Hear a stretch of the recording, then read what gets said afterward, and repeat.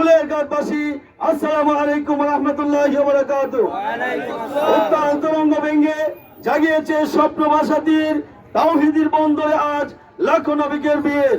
আজকে শহরে বন্দরে প্রতি প্রান্তর অলিতে গলিতে রিকশাওয়ালা ঠেলাওয়ালা সাধারণ মানুষ আজকে ঐক্যবদ্ধভাবে একটি স্লোগান উঠেছে, সব দল দেখা শেষ, আগামী দিনে ইসলামের বাংলাদেশ, দাঁড়িপাল্লার বাংলাদেশ।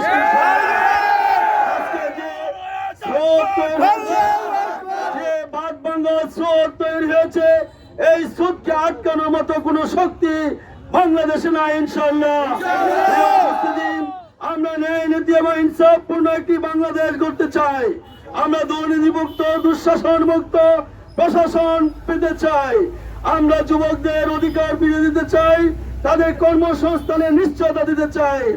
আমরা ছাত্রদের পড়াশোনা শেষ করা মাত্রই চাকরির অ্যাপয়েন্টমেন্ট দিতে চাই। আমরা দুর্নীতি মুক্ত ভাবে রাস্তাঘাটের উন্নয়ন এবং বিভিন্ন স্কুল কালভার্ট এবং বিভিন্ন প্রকাশ স্থাপনার উন্নয়নের মাধ্যমে আমরা কটিয়াদী পাখুন থেকে একটা রুল মডেলের নীতি নিয়ে যেতে চাই।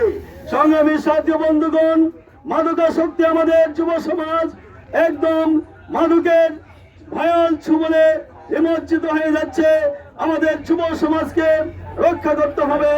ভয়াল মাদকাসক্ত থেকে যুব সমাজকে রক্ষা করে একটি সুশৃঙ্খল সামাজিক নিরাপত্তা নিশ্চিত করতে হবে। যুবকদেরকে তাদের কর্মে ফিরে নেওয়ার জন্য যা যা প্রয়োজন আমাদেরকে সেই পদক্ষেপ গ্রহণ করতে হবে। ভাইয়ের আমার, প্রিয় উপস্থিতি, আমরা ন্যায্যতার ভিত্তিতে একটি মানবিক বাংলাদেশ গড়তে চাই, যেখানে দুঃখী মানুষের মুখে হাসি ফুটবে, মুখানঙ্গা মানুষের মুখে হাসি ফুটবে।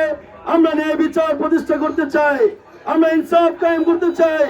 আমরা 54 বছরে জনগণ যে ভোগান্তিতে ছিল, এদেশের জনগণের সেই ভোগান্তি আমরা দূর করতে চাই।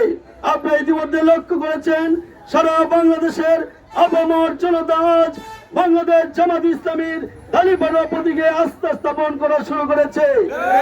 ঢাকা বিশ্ববিদ্যালয়ের বিজয়, চট্টগ্রাম রাজশাহী বিশ্ববিদ্যালয়ের বিজয়, জাহাঙ্গীরনগর বিশ্ববিদ্যালয়ের বিজয় প্রমাণ করে আগামী দিনের বাংলাদেশ, ইসলামের বাংলাদেশ, আগামী দিনের বাংলাদেশ, জামাত ইসলামীর দাঁড়িপাল্লার বাংলাদেশ ইনশাআল্লাহ